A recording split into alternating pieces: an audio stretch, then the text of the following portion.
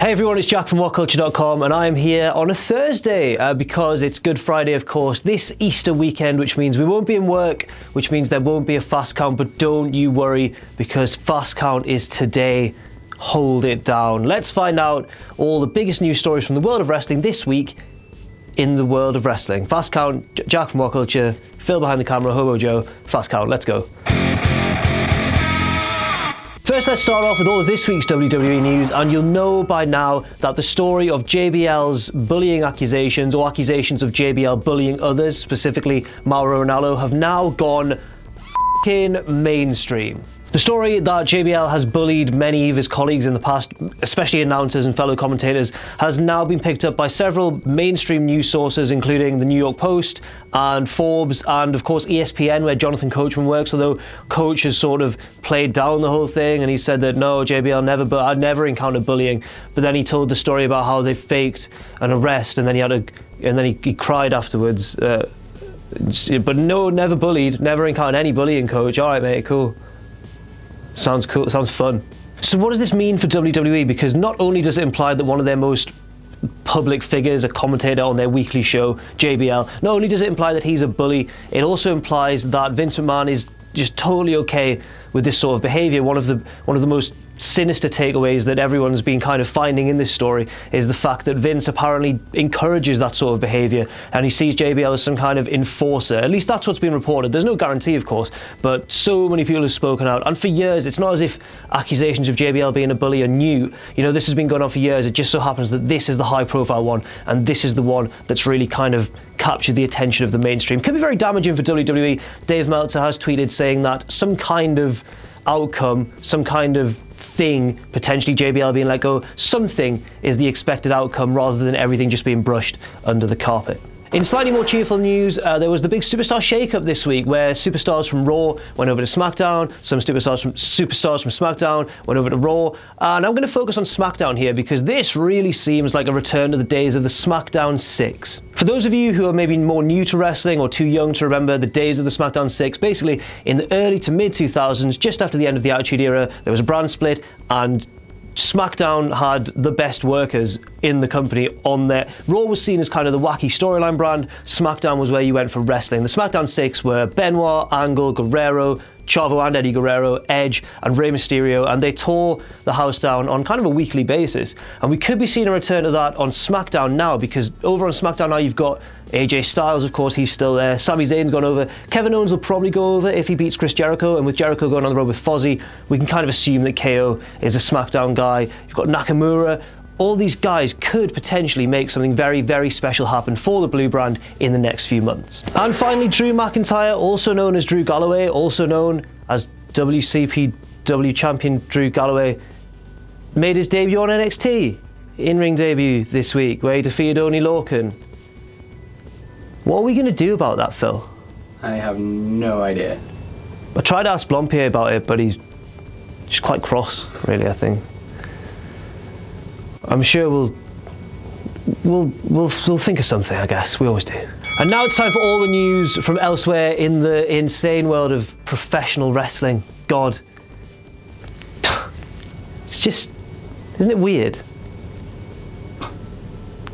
Phil, give me something. Yes, it's weird. I had Sam in here editing last week, Fast Count, and he was just chipping in whenever. I'd just like to point out that in Ross's videos, Phil's like, yeah, I'll take a powerbomb from you, an untrained wrestler, off a ladder onto the floor. Yeah, that's great, great fun. I ask for one sentence and he goes, I don't know.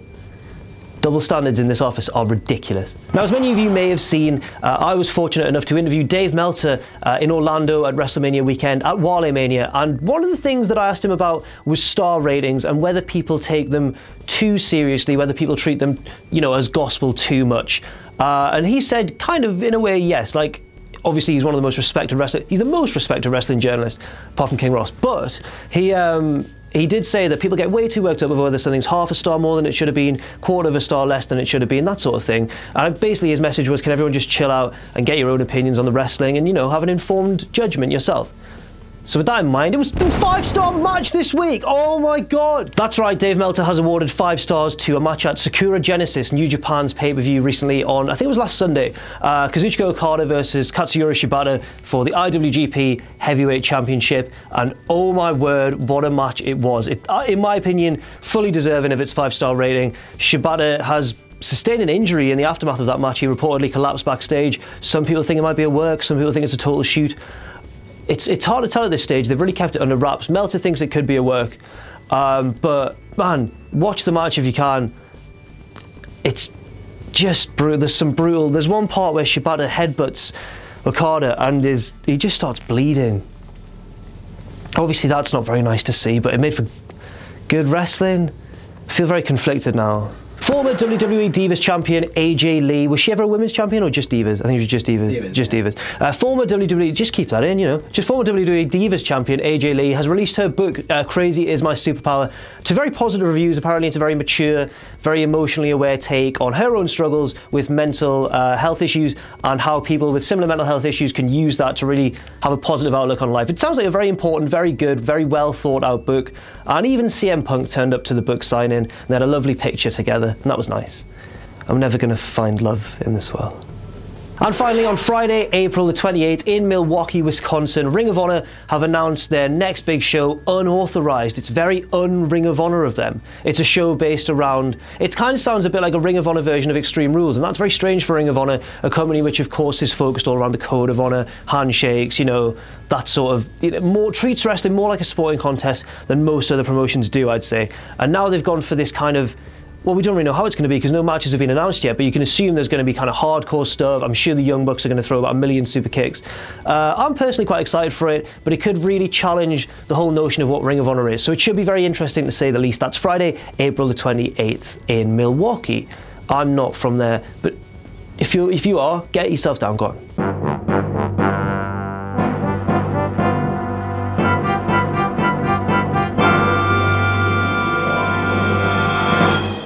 And now it's time for my Wrestler of the Week closing segment. And, well, I've already made him a Wrestler of the Week so far in the Fast Count a few weeks ago, but I'm going to have to do it again. Katsuyori Shibata is my Wrestler of the Week for that fantastic 5-star match at Sakura Genesis with Kazuchika Okada. I've been keeping a Wrestler of the Week kind of ranking since the year began. Obviously, I didn't start that on Fast Count until a few weeks ago, but Shibata has been my Wrestler of the Week 3 times already this year so far, which is more than anyone. And he's just... Watch that match with Kazuchika Okada, man. It's brutal, but there's some mat-based kind of British-style wrestling. There's hard-hitting action, which he's of course known for. It tells a story more than anything. Michael Sidgwick in The Office was saying it reminded him, not in terms of the action, but in terms of the emotions, it reminded him of Hart versus Austin. It really is a phenomenal match. Definitely watch it if you can on New Japan World. And Shibata's my Wrestler of the Week, and we might not see him for a while considering this injury, whether it is a shoot or a work. We might not see him for a while, which would be a shame because he is on the form of his career, but you know, we'll see how it goes. So that's all for this week on this special Thursday edition of the Fast Count. Have a wonderful Easter weekend. I've been Jack from WhatCulture.com. Phil. He's Phil. We'll see you soon. No!